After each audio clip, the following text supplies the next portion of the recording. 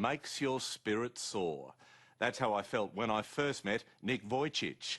Nick was born in Australia without any arms or Ny legs. aina toy ny Yet he lehilahy lives a life that's ara-dalàna more rehetra joyful inika and more ary fulfilling nameno than ny most hasambarany able-bodied nazahoan'ny people I know. vady All that was andefomandriny. missing from his world was a special lady. Well, 4 years teraka tao on, Australia Nick is now nika a ary married tsisy man. tanana sy Recently, tongotra he invited ary me ny back to aina Los fiainana Angeles tena feno to meet the fifaliana woman mihoatra who's noho made izay his olona life. lazaina fa ara-dalàna fantatro fa zavatra iray ny tsy ampy taminy teo amin'ny fiainana maha-olombelona azy dia ny vehivavy natokana ho azy.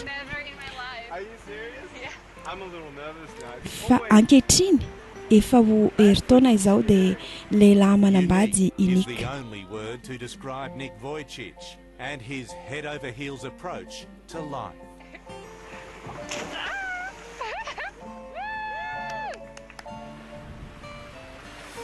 Well, can't feel my legs. Nick was born without arms and legs, and growing up, feared he would have to swim through life alone. Izy no andefomandriny Nick. 20 taona izy zao nanambady zao. 20 taona kosa raha vehivavy, Kanael no anarany. You know, those things were important, you know, and I'd see everybody else has them, so why could I ever compete with all the other guys and ever, you know, find my princess? Now at 29, Nick's not only found his princess, he's married her, and her name is Kanael. I feel like a CEO. To me, it wasn't any different falling in love with Nick. I fell in love with him the way he is now. And so, because I had dated other guys and I had Tsy gone for the hafahafa tamiko ny physical mity and, you know, Nick but I was ary tired of tena that. raiky petit And taminy aho the moment I met amin'izao Nick, maha izy I azy was zao looking for other satria things. raha niaraka tamin'ny lehilahy And all hafa aho those dia things I found nijery them ny in endrika him. So amam-bika that's when I sy ny felt toy like, izany wow, saingy you know, mandreraka he's izany. not only Fa raha vao boyfriend niona material, but tamin'ny he's Nick aho like, dia look at zavatra my hafa no hitako taminy ary izay zavatra izay no nahatonga ananao hoe We actually have gotten a Wow. lot of interesting reactions from ary just dia people while we ny were teny aho dating, hoe you know, ity no holding hands and mety walking ho side by vadiko side. hoy Some Kanael. even people come up and Can I just cry. ask how you hold hands? Yeah, right here.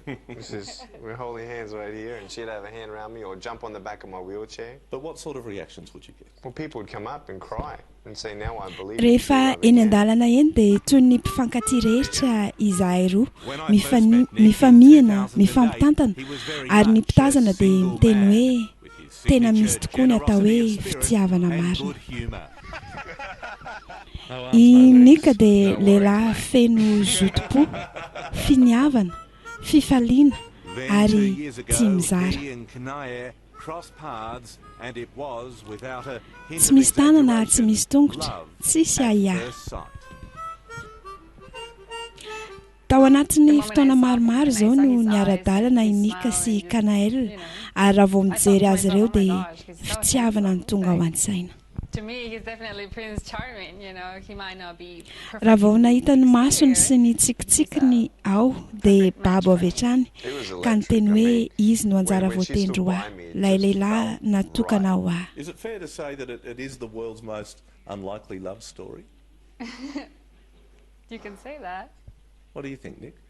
There's a lot of love stories out there, but Tena It's a special spesiala tokoa. very special.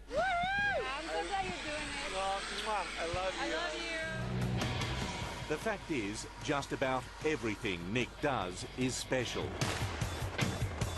From falling out of the sky Nolaviny to tanteraka learning ny how to hoe surf. sakana ho azy ny toe-batany ka nataony avokoa izay anaporofoana izany. Ny parachute indrainy dia andramana. Mahaliana azy izany ka nataony. Ny misurfa ve? Hainy izany. Ny milomano ve? Talentany izany. Zareo moa fa tsy toy ireny hazan-drano ireny. Mahavariana. I'll hold it. And then out. Fantastic. There you go. And because I don't have arms and legs to supply oxygen to, I can actually hold my breath longer than the average. 2 minutes, 13 seconds. It's easy to see why his positive outlook has won Nick a growing legion of admirers. Enthralled by the story of a young boy from Melbourne who did all in his power to turn ny disadvantage tombo into toy ny advantage. ankizy rehetra i Nick Today he's wheeling ny lalao himself onto ny the hallowed faly ground at ary Dodger lehibe izy Stadium zao ka in Los miezaka Angeles. mivelatra trano ary indrindraindrindra mizara izay ananany. Eto amin'ity stady lehibe eto Los Angeles ity indray no izarany izay ananany izay dia ny fijoroany ho vavolombelona ny amin'ny finoana sy ny fiainany miaraka amin'i Jesosy sy ny fitiavany. But I know he's with me. A tale of faith, hope, and now love. There's always been Vahoaka maro no huge tonga chemistry manantona between the two of us. mijery And, ny sometimes at the tantarany beginning people Nick. say, hey, don't kiss too much. It was shocking to me because it was something that I never felt before. Fantatro ho izy fa miaraka amiko Jesosy.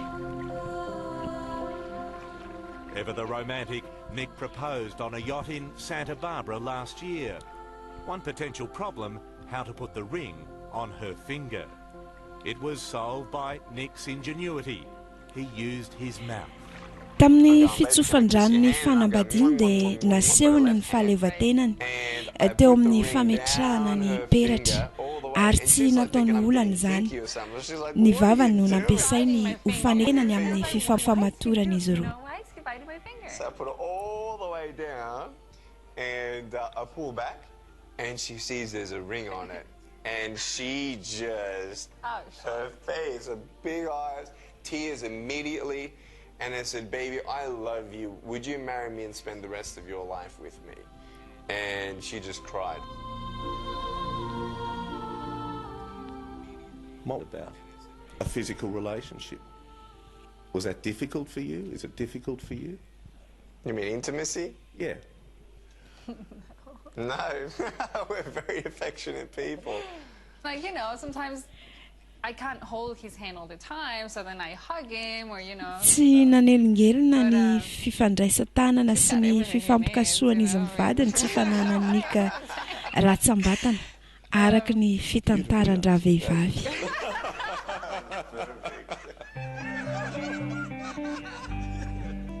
They got married in February this year. Then settled into their house, an hour north of Los Angeles, California. From here, Nick has his office, where he writes his books and Ny prepares volana febroary no motivational tanterahana speeches. ny raharan'izy ireo. Toy izao indray izy ao amin'izato tokantranon'izy roa kely ao Los Angeles, California. Manana ny biraony Nick, ao no anoratany ireo bokiny sy ireo taratasiny ary anomanany ny toriteniny. Mahaleo tena tanteraka ny lehilahy. Tsy vitan'izany fa manampy andramatoa an-dakozia amin'ny fikarakarana ny sakafo izy. Apetaka aloha ny solomaso ho fiarovana mba tsy hipitihan'ny menaka ka ho may. Quite a lot as to how much, but she was ready for the Nanambara challenge, i and Nick I fa was tena amazed at her gaga love and ny amin'ny fitiavany Kanaela azy izy. Crossword, then things might change. And then you've got to switch from wife to, hey, I need you to shave me or I need you to feed me. How does that work?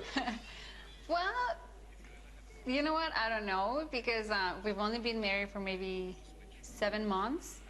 And we haven't had an argument yet. So it's like, yeah, it will come. It's like we're still in our honeymoon, you know. But honestly, no, that hasn't happened yet. So when it happens, I'll let you know. You can have your dinner later.